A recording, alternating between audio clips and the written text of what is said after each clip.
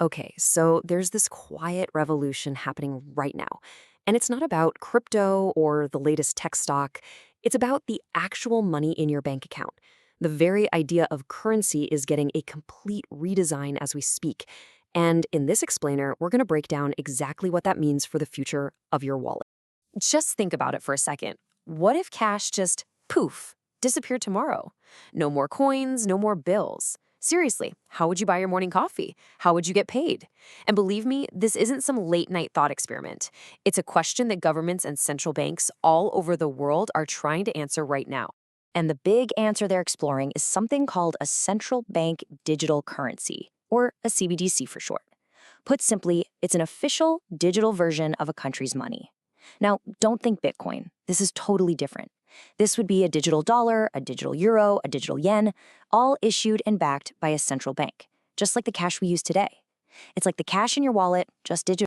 And this isn't some niche futuristic concept. Not at all. Right now, over 100 countries are somewhere in the process of researching, developing, or even piloting a CBDC. This is a massive global movement, and it is absolutely reshaping the future of finance. So, how's it all going so far? Well, a few pioneering nations have already jumped in and launched their own digital currencies.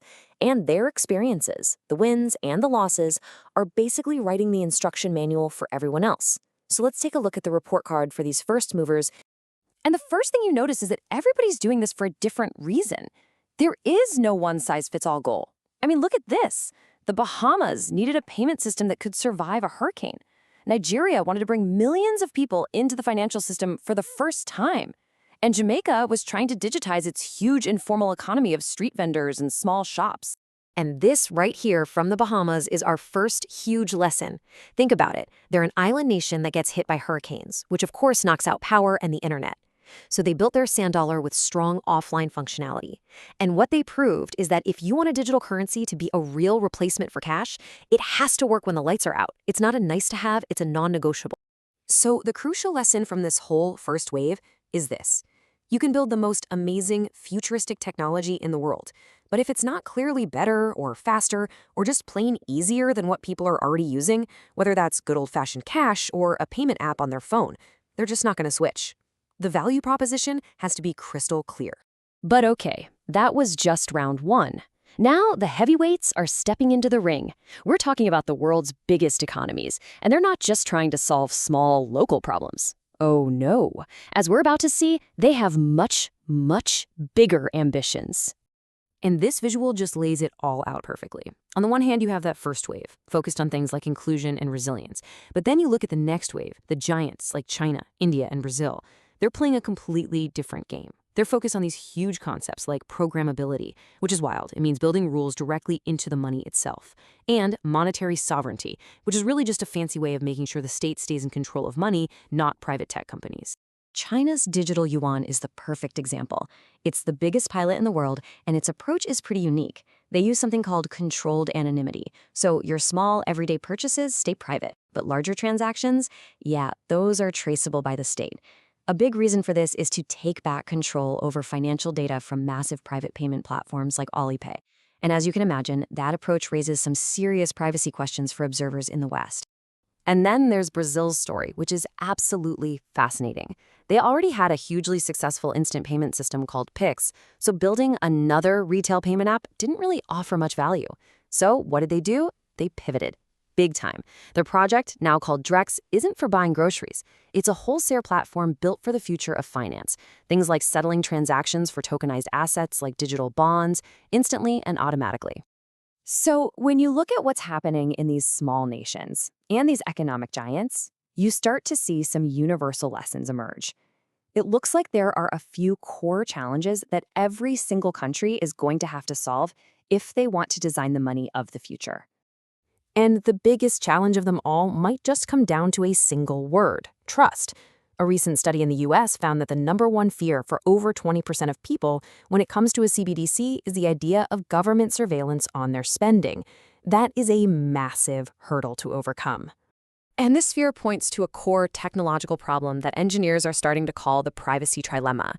It turns out that it's just incredibly difficult to design a system that can be three things all at once: perfectly private like cash, super high performance and fast, and programmable with smart features. You see, the issue is that right now you have to make a trade-off. You want absolute privacy, you'll probably have to sacrifice some performance. You want advanced programmability, well, that could come at the cost of that privacy. What engineers are finding is that you just can't have it all. So central banks have to decide what matters most. So, based on everything we've seen from these global experiments, a clear playbook is starting to emerge. Rule number 1, you have to solve that privacy trilemma to earn public trust. Rule 2, your CBDC has to offer a unique benefit, not just copy what other apps already do. Rule 3, you have to work with the existing banks and payment companies, not against them.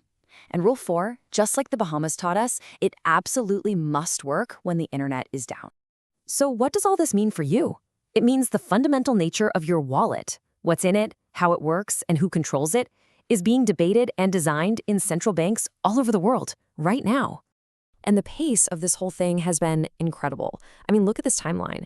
In just a few short years, we've gone from these small-scale experiments to massive, strategic pilots in the world's biggest economies. The whole focus has shifted from simple payments to this complex new world of programmable finance. But through it all, those fundamental questions about trust, privacy, and real-world value, they remain. And that brings us to what might be the most important takeaway of this entire explainer. The success of this future money isn't going to be determined by the fanciest algorithm or the fastest blockchain. It's going to be determined by how well the design choices line up with what real people actually want and trust. Getting the human element right, well, that's everything. So, I'll leave you with this final thought. As this new chapter for money is being written, the real question isn't just what central banks will create. It's about what we, the users, will demand. So what is most important to you? Is it absolute privacy, ultimate convenience, or something else entirely? The future of your wallet is up for debate.